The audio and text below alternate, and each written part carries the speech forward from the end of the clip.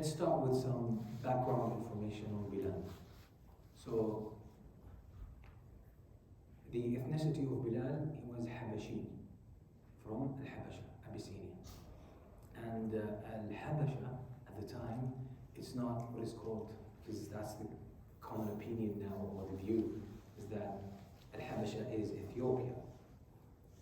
But it was more than that. So Bilad al-Habasha included Ethiopia, Somalia, parts of Kenya,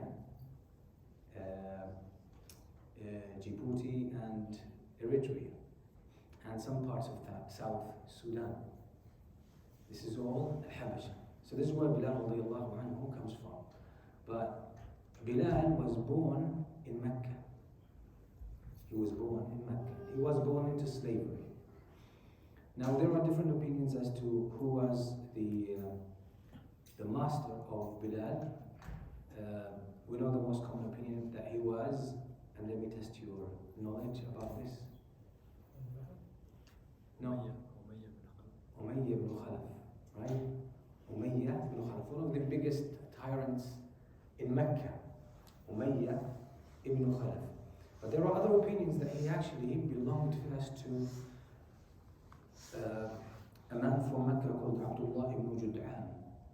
Abdullah ibn Jud'an. Regardless, but Bilal worked for Abdullah ibn Jud'an. We know this for sure. But was he a slave under his ownership or not? We're not sure whether it was Umayyah ibn Khalaf or Abdullah ibn Jud'an. When was Bilal radiallahu anhu born? Close to the Prophet sallallahu alaihi wasallam. There are a few historical narrations.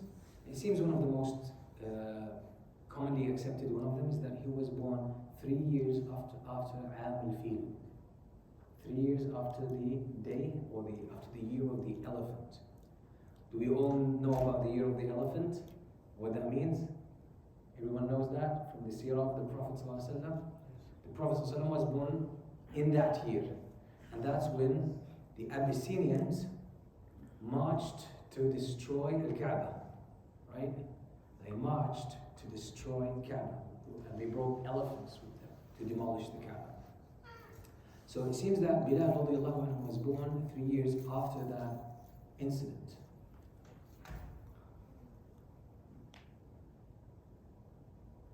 Let's look at the physical description, the physical traits of Bilal radiallahu anhu. Bilal, obviously, coming from Africa, was kana adaman in the Arabic language. This is how he's described. Adaman is the color of skin, the dark color of skin. Dark brown, very dark brown. That's Adam. Musa alayhi salam also had this description. The Prophet described him as Adam. Musa alayhi salam, his skin was dark brown. Bilal was tall and thin. He was tall and thin. He had big hair. He would keep his hair bulky. And he had thin hair in the sides of his beard. Al-Al, this is called Al-Al here. He had thin hair in his beard here. And Bilal radiallahu anhu had a hunched back. And this is very common with thin people, right? So he had a hunched back. Basically his shoulders were leaning forward. You could see the hunch in his back. So that was the physical description of Bilal radiallahu anhu. Bilal was one of the early Muslims. And as we are talking about Bilal radiallahu anhu, let's take some methodological points of benefit as to why are we talking about the companions now? Or why are we talking about special characters in the Islamic history? What's the point? Are we here for entertainment? We're not completely cancelling entertainment. There might be an element, but it's not a main element. It is not a main element. There is a reason why we study the lives of such people. And if we just look at the Quran, you'll find the Quran is full of stories. It is full of stories. And there's a reason. The Quran is not mere entertainment. There's a reason why Allah filled the Quran with stories. And He actually said to the Prophet ﷺ that He tells him the stories of people who came before him. Right? And Allah, in order لِنُثَبِّتَ بِهِ فُؤَادَكَ, so that we make your heart firm. Also Allah subhanahu wa ta'ala says when He, in Surah Yusuf, Allah says, لَقَدْ كَانَ فِي قَصَصِهِمْ عِبْرًا. Indeed, in their stories, there are lessons. Meaning there is experience. We can see ourselves in their example, in their story, and we can learn lessons. You don't have to learn the lessons firsthand in life. There will be lessons that you will have to learn, and you'll have to pay for. But it's a very wise thing to learn from the experiences of others. It's very valuable. It gives you a shortcut in life. It helps you avoid a lot of pitfalls. Otherwise, you will stumble for most of your life. So in the stories of others, there's a lot of lessons that we can learn. So the reason we approach these stories is actually for ourselves to learn and to benefit. But there is always a problem with the stories of people who belong to a different time frame. And that's, how do we bridge the gap between our conditions and our circumstances compared to theirs? How do we bridge the gap? Because they seem to belong to a different time, different culture, different challenges, different demands. So how can we benefit from them with all of these differences? And that's a legitimate question. That's a legitimate question. And here I will take you back to the verse from Surah Yusuf, where Allah says, لَقَدْ كَانَ فِي قَصَصِهِمْ عِبْرًا. Indeed, in their stories there is ibra. The word in Arabic is ibra. And I want to elaborate here. We need to take a linguistic kind of zoom in here in order to see what's the point with the word ibra. Because we translate it as lessons. But the word ibra comes from the masdar ubur, from the core word or the source word ubur. And anyone speaks Arabic here? Anyone speaks Arabic? Ubur, abara. The verb is abara. Okay. Ubur. He seems he's going to pick up feedback.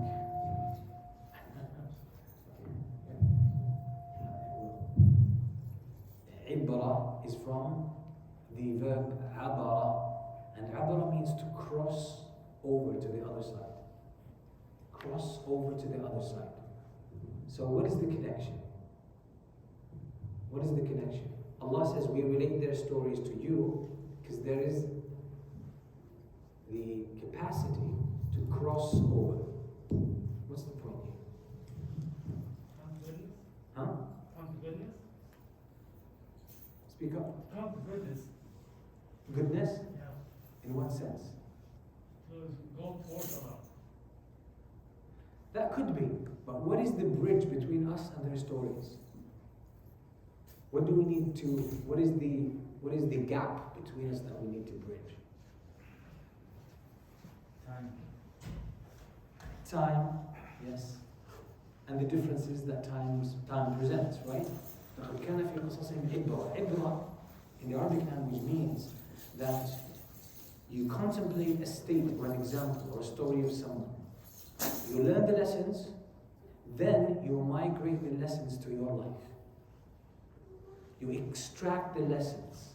And in order to do this, by the way, the reason most of us find it difficult to do this is that we cannot extract the lessons from the circumstances. You need to strip the lessons to their core, away from the circumstances, and then bring them over to your life, and then unpack them and see how they help you in your life. So this is what we will try to do with Bilal radiallahu anhu. We don't have much about the life of Bilal radiallahu anhu. We don't have much, a lot of details, a few incidents here and there, but each one of them is so special that we have many lessons to take from. And let's start with the first time he has a meaningful encounter with Prophet Muhammad sallallahu alaihi wasallam. So Bilal was one of the early Muslims, and one of the early Muslims was Amr ibn Abasa, who came from a different tribe. He came to Mecca. And Amr ibn Abasa said, I looked at my people and I realized they were كانوا على ضلالة. They were upon misguidance. This was a man who received revelation, who didn't know truth, who who was just one of the Arabs. But he looked at his people and his fitrah was alive, and he said, I could tell these people were not upon the truth. They were upon misguidance. So I heard about a man who tells some stories. So I traveled to him, to Mecca, and I found my way to him. Then when I met him, I said, what are you? He said, Ana Rasulullah. He said, what is Wama Rasulullah? What is Messenger of Allah? What do you do? Or what do you call to? He said, أدعو إلى صلة الأرحام وترك الأوثان وإلى أن يوحد الله عز وجل. I came with three things. Observing the relations of the womb, meaning connecting to your kin, observing the rights of others, and that the false gods are abandoned, should be abandoned, and that Allah should be worshipped alone.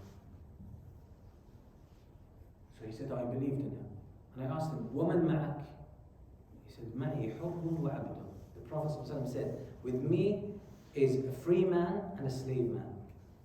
So Amr ibn Abbas says, Al-Hur, the free man, was Abu Bakr. The slave was Bilal radiallahu anhu. So he was one of the early companions, one of the early Muslims. How did Bilal radiallahu anhu come into Islam? We have this as a historical narration from Sirat ibn Hisham. Okay? That the Prophet ﷺ was with Abu Bakr one day in Al-Ghar, in one of the caves. It's not the Hijrah, they were not in their way to Medina, no. But this was a day that the Prophet ﷺ would spend time with Abu Bakr, most likely teaching him, relating to him some of the new revelations that he received from Allah subhanahu wa ta'ala.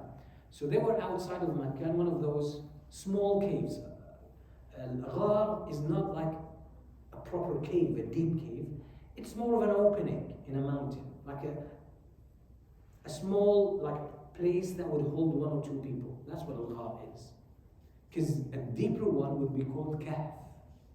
Kahf would be more spacious. So they were in Al-Ghar, and Bilal was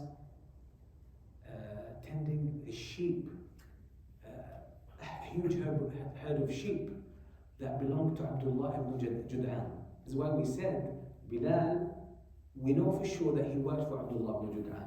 We know that for sure. But was he a slave to Abdullah ibn Jud'an or to Umayyah ibn Khalaf? That's a matter of dispute. So they saw Bilal, and the Prophet ﷺ and Abu Bakr approached Bilal, and they asked him if he had any sheep that could offer them milk. They were hungry, so they wanted some nutrition. So Bilal, he wasn't Muslim at the time. Look at the beautiful response. He said, in this herd there is one sheep that I can take milk from. I have right to take milk from one sheep. That's my provision for the day. But I can't give you milk from other sheep. It doesn't belong to me. I don't have permission to do this. What is this? What is this personal trait? Honesty, amana, trustworthiness. He was entrusted with the sheep, and he was given permission to only take milk, consume milk from one particular sheep. And that was his provision for the day. That was his food for the day. He didn't have anything else. So he said to the Prophet and Abu Bakr, he said, this sheep is the one that I can take milk from, and this is my provision for the day. فَإِنْ شِئْتُمَا آثَرْتُكُمَا بِهِ. If you wish, I will give you preference to myself. I will offer it to you, and I will have nothing today. The Prophet ﷺ said, bring it to me. Bring that sheep to me. The Prophet ﷺ took the sheep, obviously made dua over it, and the Prophet ﷺ milked it himself in a bowl. He drank to his fill. Then he milked it again. He gave Abu Bakr, and Abu Bakr drank it. Then he milked it a third time, and he gave it to Bilal radiallahu anhu, and he drank to his fill. The Prophet ﷺ looked at Bilal like this, and he said to him one word, هل لك في الإسلام? Would you consider Islam? He became Muslim straight away. He became Muslim straight away. What is the lesson that we can take from this? A lesson that we can take from this is something the Prophet ﷺ summarized in another hadith, another authentic hadith. The Prophet ﷺ says in this hadith, خياركم في الجاهلية خياركم في الإسلام إذا فقهوا أو إذا فقهوا. The best among you in the pre-Islamic period, before Islam, before being a Muslim, will be the best among you even after embracing Islam, if they get understanding of the religion. What is the beginning of the hadith? The beginning of the hadith, the Prophet ﷺ says, الناس معادن. People are like metals. There are precious metals, and there are cheap metals. Precious metals have very good characteristics in their own composition. Something innate about them, something intrinsically good about them. So the Prophet ﷺ said, the people who are good before Islam, before becoming Muslim, if they become Muslim, they remain better than others in terms of, again, character. We're talking about character and taqwa. Provided one condition, that they become people of knowledge, that they understand. Because without understanding, you're lost. You're just acting on blind passion. So the Prophet ﷺ, Bilal, was not Muslim at the time, but he displayed a beautiful trait. And what was that? Honesty. You could trust him blindly. This man would not betray the trust. He would not betray the trust. So the Prophet ﷺ, definitely the Prophet ﷺ saw that in him. And this was confirmed because when Islam was offered to him, he accepted that on the spot. He became Muslim.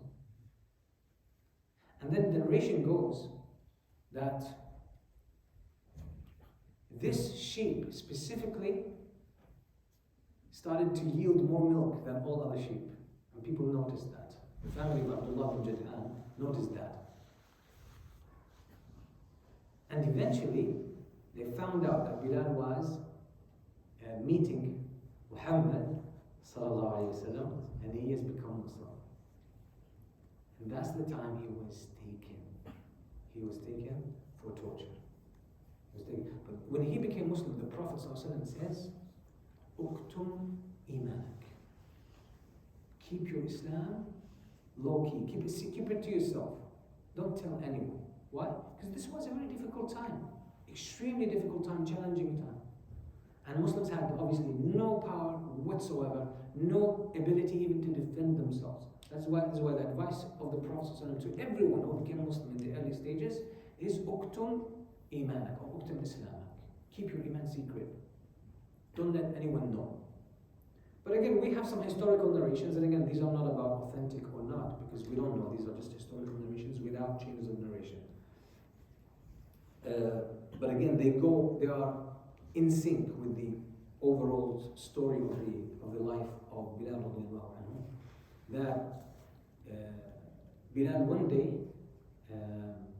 he was close to the Kaaba in presence of some of the statues or the asnam, the idols.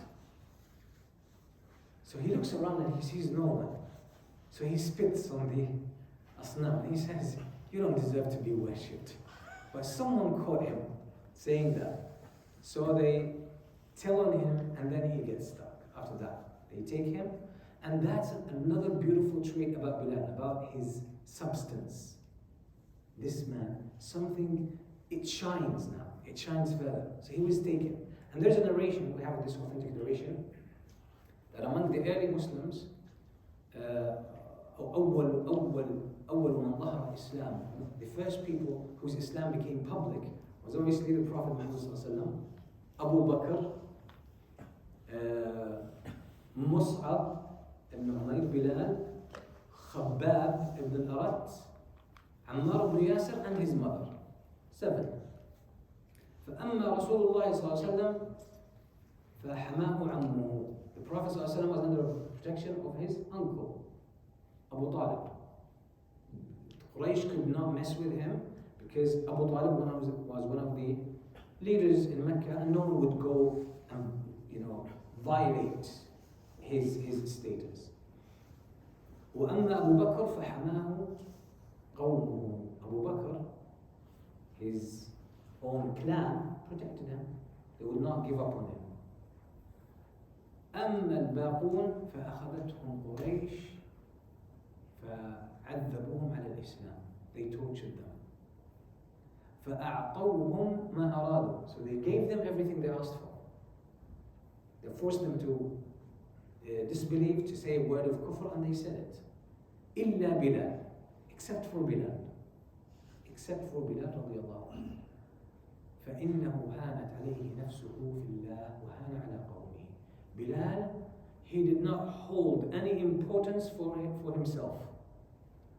He did not hold any. For him, it was the truth that was the most important. What happens to me, I don't care.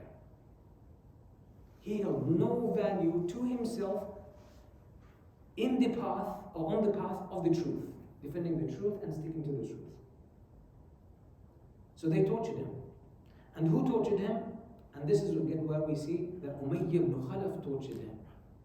Why? It wasn't Abdullah ibn Jud'an, so this is why the dispute comes about. But again, it doesn't really make a difference. Who tortured him the most was Umayyah ibn Khalaf and Abu Jahl. They are the ones who really gave it to Bilal. How would they torture Bilal? They would wait till it was the middle of the day. And we're talking about Mecca, extreme heat, in the middle of the day. Sometimes it reaches these days, especially in summer times, it reaches 50, 52 degrees Celsius. And you're talking about what? Mecca, sand, rocks, that's the landscape. So they would place Bilal on his back, naked. On his bare back, place him, and then bring a huge, massive rock carried by many people, and then place it on his chest. And obviously, when we talk about his chest, it's not small just to be on his chest, on his whole abdomen. Place it on his abdomen. And they would say to Bilal, give up on Islam. قُلْ كَمَا نَقُولُ. They would say as we say it. They would praise their gods. And he would say one word. Ahad. Ahad. Allah is one. He's the only one who deserves to be worshipped. They said to him, say something else. He said, Wallahi inna lisani la yuhsinu ghayra. He says, my tongue can only say this word. What else? Actually, one of the narrations says, إِنَّ قُرَيْشًا عَذَّبُوا بِلَالٍ حَتَّى مَلُّوهُ. The people of Quraysh tortured Bilal until they gave up on him. Like they got sick. They grew sick of him. Like they were tired of torturing him, and he was not giving in. So what did they do? They would, again, strip him of his clothes, tie him by the neck with a rope, and obviously beat him up, then hand the rope to the kids, to the teenagers, to play with him, drag him through the streets of Mecca, again in the heat. And streets, again, they're not paved streets. Drag him through the streets of Mecca. And he would say, Ahadun Ahad. Then it seems that one person advised him, and he said, just, give them what they want. Just say it. It's a word, just say it. And he said, Wallahi law a'lamu anna kalimatan turiduhum akthar minha laqultuha. He says, Wallahi, if I know of a word that would provoke them more than Ahadun Ahad, I would have said it. What does this tell us about Bilal? We said here it's about lessons. It's about lessons. You see, many traits came up from Bilal. First one obviously was honesty, trustworthiness. Number two was what? Second one. Bravery. Before bravery, when he offered the Prophet ﷺ and Abu Bakr his own food for the day. What's that? Selfless. Selflessness, generosity. He was willing, although he was a hard worker, he had to work really hard. He was willing to give these two strangers his own share for the day, his own only food for the day, out of what? His own generosity. That shows the beautiful substance of Bilal radiallahu anhu. Okay, what else that we have from Bilal that he displayed? Now in this story, we have two. In torture and his response to torture. Conviction. Yes, I mean conviction is a state rather than a personal trait, but yes, is conviction. And what does it show? Willpower. Yes, strength, fortitude, personal strength. That he was not willing to give up no matter what. They tortured, like physically, this was extreme torture. They pushed him beyond his limit. But he was what? He was so strong that he would not give up. This personal strength and will is outstanding. Is outstanding. What else? That's strongly linked to that. In the face of all of these threats and all of this torture, he would not give up. Resiliency. Huh? Resiliency. Yeah, the resiliency, again, that's a better word actually for willpower and for, I would say, his patience and forbearance. But also, do you see courage? Someone said courage there, right? Bravery. In the face of all of this. And who's torturing you? The leaders of Mecca, the most resourceful people, who could ruin you, destroy you. He was not responding to them at all. He was not giving in, no matter what. These are unique personal traits. You don't find them everywhere. It's very hard to find them. And it confirms the hadith of the Prophet ﷺ that the best among you in Islam are the ones who were the best among you before Islam. Because goodness is the same. But when Islam comes in, it just adds a completely new dimension to it. It adds purpose to it. Okay, so this is Bilal radiallahu anhu embracing Islam. The Prophet ﷺ could not do anything to help Bilal physically. Abu Bakr radiallahu anhu, one day he sees Umayy ibn Khalaf and he says, أَلَا تَتَّقِ اللَّهَ فِي هَذَا الرَّجُلِ. And yaqeen. Sorry? Yaqeen. Yaqeen? Yeah, yaqeen. Yaqeen, you mean conviction? Yes. Yes, definitely. Yeah, definitely. I think the brother you said conviction, right? Yeah, one of you said conviction. So, Abu Bakr sees Umayy ibn Khalaf and he says to him, أَلَا تَتَّقِ اللَّهَ فِي هَذَا الرَّجُلِ. Don't you fear Allah with this man?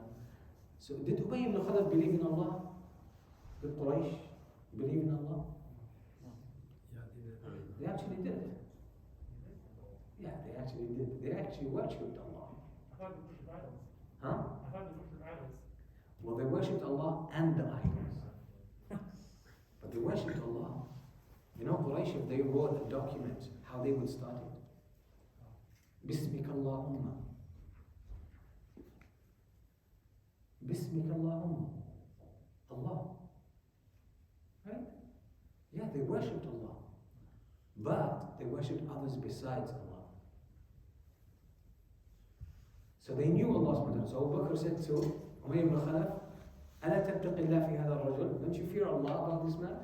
It made sense to him, right? They understood what that meant.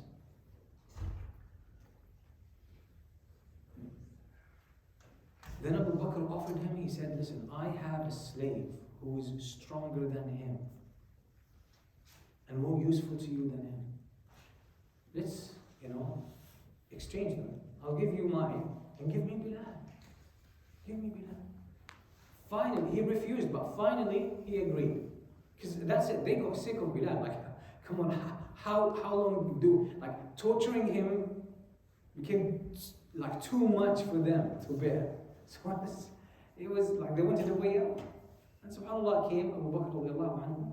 There are some narrations that indicate that Abu Bilal actually paid money for him to free Bilal radiallahu anhu. And this is what Umar ibn Khattab radiallahu anhu says, Abu Bakr Sayyiduna وأعتق سيدنا. Abu Bakr is our master. Our master is like someone we look up to, someone who has authority over us, has status over us. And he freed our master, meaning Bilal. Now Umar al-Khattab was not someone who would try to be politically correct or try to sugarcoat things. He was speaking the truth. Bilal radiallahu anhu, to the early companions, to the many Muslims, he was among the elite of the companions. He was among the most important, prominent of the companions. Umar al-Khattab himself, he says, Abu Bakr Sayyiduna wa a'taqa Sayyidana. He is our master and he freed our other master as well. Both of them are our masters. And this was a real way of living Islam that, again, status, origin, color, ethnicity, literally never counted. It never counted. What mattered was what Allah subhanahu wa ta'ala says, Inna akramakum indallahi atqakum. That the most noble and honored among you with Allah are the ones who have most taqwa. That's the criterion with Allah. Ethnicity, language, culture, color, whatever. All of that is just a variety that Allah created in humanity, in the creation. There's no race that is better than other. Each race has its own special, outstanding traits that don't exist in another race. And that's it. There's no race that's better than the others. Period. It's clear in Islam. لا فضل لعربي على أعجمي ولا أعجمي على عربي ولا أبيض على أسود ولا أسود على أبيض إلا بالتقوى. There is no favor for an Arab over a non-Arab, or white over a black, or black over a white, except with taqwa. That's it. Simple.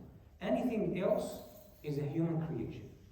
Any kind of classifying people, putting people in castes or degrees and grades, all of this is actually the creation of humans, prompted apparently by shaitan. Simple as that. Abu Bakr frees Bilal. So there's a narration. Again, this is a historical narration. Again, when I say historical narration, we don't have a clear chain of narration, but it was mentioned in the sources like Sirat ibn Ishaq, Ibn Hisham, Tabaqat ibn Sa'd, and other historical resources. So they're not like a hadith. But we accept from among them those that are in line with the seerah of the Prophet ﷺ, those that do not go against it at all. So Abu Bilal goes to take Bilal, Abu Bakr goes to take Bilal. So he goes and he doesn't find Bilal in let's say the square where they used to torture them. And he finally finds a pile of stones. He goes to it and he finds Bilal under the pile of stones. So obviously he removes the stones, he takes Bilal with him, and from that point on Bilal is a free man, but he remains with Abu Bakr. Abu Bakr radiallahu anhu freed him, not to take him as a slave, he freed him as a free man, because Umar al-Khattab said, Abu Bakr Sayyiduna wa a'taqa Sayyidana. Abu Bakr is our master, and he freed our master, so he's free. But Bilal radiallahu anhu remained with Abu Bakr as a personal assistant and an accountant. An accountant. كان خازنا لأبي بكر. What does this tell us about Bilal? He could have just gone on his own, right? Why does he stay with Abu Bakr? Honesty. Better word? Loyalty. Loyalty. And indebtedness. This is in the Arabic language, and I don't know, but in English language that really holds the same level of intensity. It's called wafa. Wafa. And this is a beautiful trait. You're loyal. You have this indebtedness to whoever has favor on you. You never forget favors. Okay? So that's wafa. From Bilal radiallahu anhu. Okay, so what happens to Bilal? He remains with Abu Bakr, and they actually remain connected. They remain connected. When they migrate, so we don't know much afterwards in Mecca, afterwards in Medina, as they are in Medina. Medina was known for a plague. There was a plague known in Medina. Wabah al-Medina. Wabah Yathrib. Okay? Everyone who came, and it seemed that the father of the Prophet ﷺ, Abdullah, died in Medina, right? It seemed he caught that plague. And he died of it. His mother died on the way from Medina to Mecca, right? After spending some time in Medina. And the Prophet ﷺ was a child at the time. She passed away in an area called Al-Abwa, just outside of Medina. Why? It seems she caught the plague of Medina and died of it. So the Muslims, when they migrated to Medina, a lot of them became ill. A lot of them became ill, including Abu Bakr radiallahu anhu and Bilal. And Bilal was actually, and this is what Aisha radiallahu anha narrates, she says, I entered the room upon my father and Bilal. And they were, like with the fever, they were having high temperature,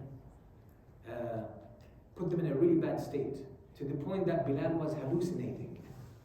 Bilal was saying some lines of poetry that didn't make sense. He was hallucinating of the fever, because of the fever.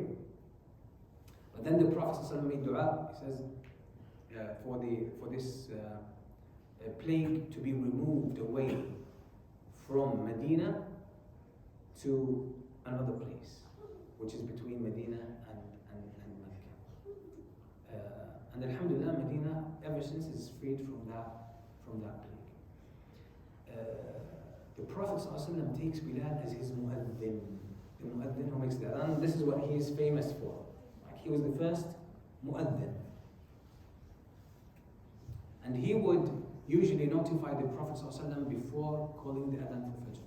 He would come and knock at the door of the Prophet ﷺ, just notify him, tell him, I'm just going to call the adhan. And the Prophet ﷺ would be up, praying, but we know the famous story when one day the Prophet ﷺ really was praying for long, and Bilal came to him and he knocked on the door, and he saw the Prophet ﷺ in such like physically drained state. And he says, Ya Rasulullah, lima taf'alu dhalik, wa qad ghafara Allahu laka ma taqaddama min dhanbika wa ma ta'akhkhara. Messenger of Allah, why do you do this to yourself when Allah has forgiven all of your sins? The Prophet ﷺ says, أَفَلَا أَكُونُ عَبْدًا شَكُورًا, should I not be a thankful servant? لقد نزلت علي الليلة آيات ويل لمن قرأها ولم يعمل بها. Some verses were revealed to me, woe to those who read them and don't benefit from them, don't act upon them. And then he recited the verses from Surah Al-Imran at the end, the last 1.5 pages. إِنَّ فِي خَلْقِ السَّمَاوَاتِ وَالْأَرْضِ وَاخْتِلَافِ اللَّيْلِ وَالنَّهَارِ. So Bilal was the mu'adhin, and even in travel, he would be the mu'adhin. So there's a story, it's Sahih Muslim, very interesting. They were on the way back to Medina, traveling, and they traveled. And the Prophet ﷺ would do that often in his travel. Sometimes he would travel during the night and sleep during the day.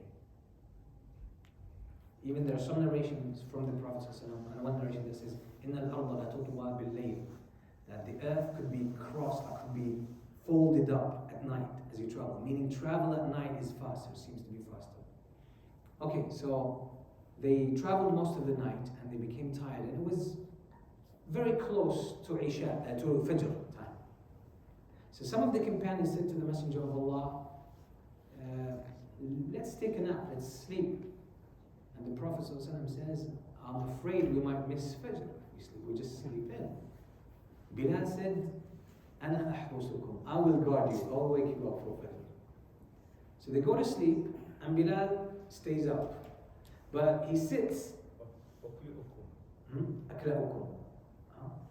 Who said it?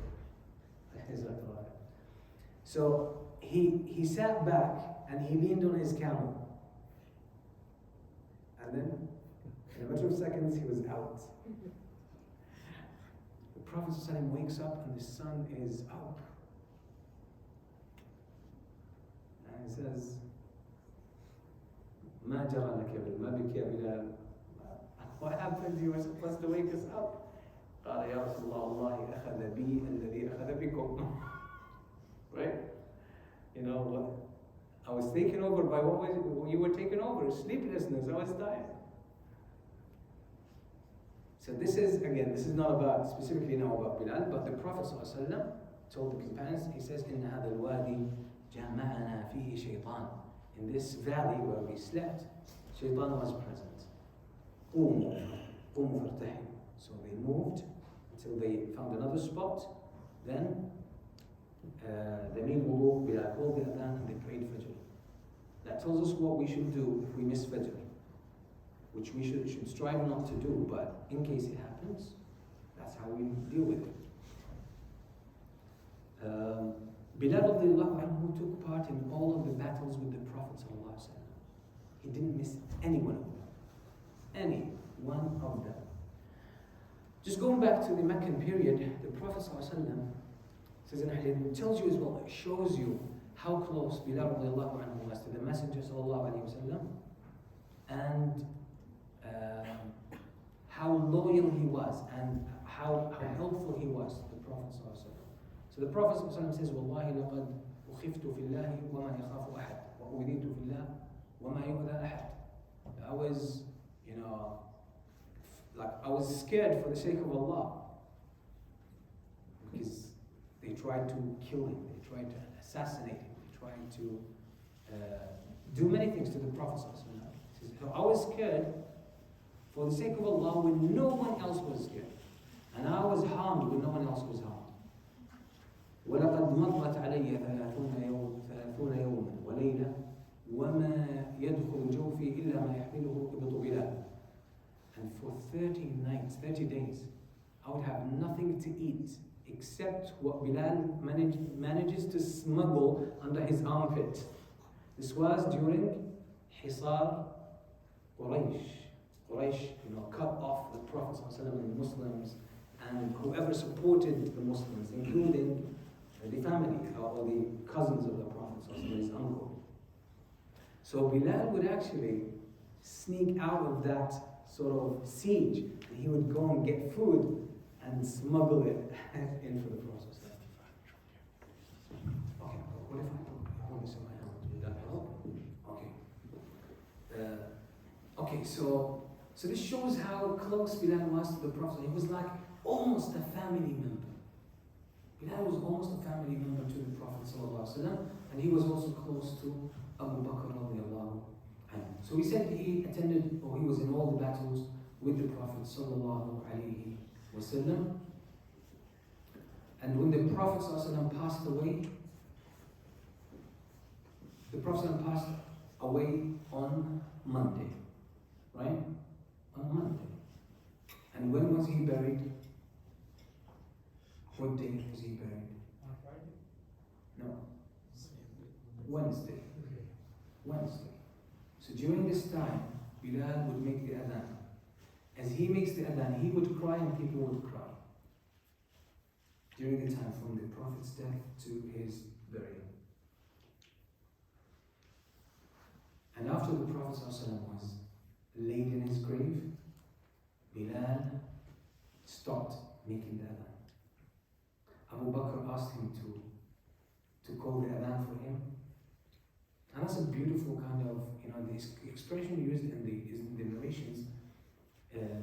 كان يؤذن لرسول الله صلى الله عليه وسلم. He used to make adhan for the Prophet صلى الله عليه وسلم. It shows the mu'adhin is connected to the imam or the leader. فسأله أبو بكر أن يؤذن له. Abu Bakr asked him to call the adhan for him as well as the Khalifa. Bilal said to Abu Bakr, if you have freed me to be your slave, then yes, I will do that. I will just obey your command. But if you freed me for Allah, then I will not do it. Leave me to it. Abu Bakr said, I freed you for Allah. Bilal said, okay, I'm not making the adhan. He stopped making the adhan. Abu Bakr radiallahu anhu started sending the Muslim armies north to Sham, right? With Usama ibn Zayd and others. later on. Bilal asked him to be with those Muslim armies. Abu Bakr said, no, I want you to be close to me. I can't let you go, I need you here. So he stayed during the Khilafah of Abu Bakr radiallahu anhu in Medina with Abu Bakr. When Umar became the Khalifa, Bilal asked Umar to be sent as well to Asham with Abu Ubaidah and Khalid ibn al-Walid to go with the Muslim military expeditions. Umar al-Khattab said no, but Bilal insisted and he left with them. And ever since he remained in Asham. And Bilal eventually settled in Damascus. And most likely he married from there. He married a local from Damascus. And he stayed there and he died in the year 20 after Hijrah, or some narrations say year 21 after Hijrah. In his late 60s or just around 70, age 70. Although some narrations indicate he was in his early 60s, but if we combine the narrations, we said he was born 3 years after the year of the elephant. That means he was 3 years younger than the Prophet ﷺ. And he died 20 or 21, that's 10 years after the death of the Prophet ﷺ. The Prophet ﷺ died at 63 years old. So that means he could not have died, Bilal, he could not have been 63 when he in the year 20, year 21. So he was in his late 60s most likely. One beautiful incident that happened, and that was when the Muslims opened Quds, Bayt al-Maqdis, and Umar al-Khattab traveled to get the keys of Bayt al-Maqdis, right, to receive the keys from the Patriarch. The Muslims insisted on Umar al-Khattab to request Bilal to make the adhan.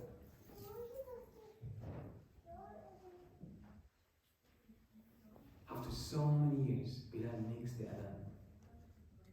When he reaches Muhammadun Rasulullah, he could not complete it. And the Muslims were all in tears. Why? Because his adhan, his melody, reminded them of the Prophet ﷺ.